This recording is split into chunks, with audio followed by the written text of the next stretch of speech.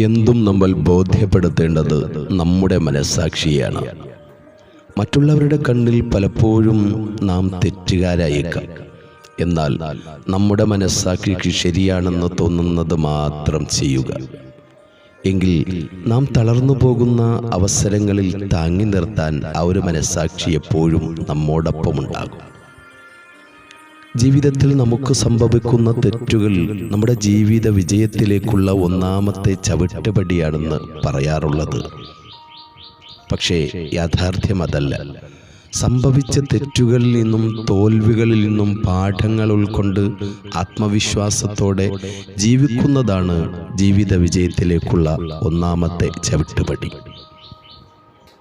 മുന്നിലുള്ളത് എത്ര പരിമിതമായ സാധ്യതകളാണെങ്കിലും ഒന്നിനെയും വലിച്ചെറിയാനുള്ളതല്ല.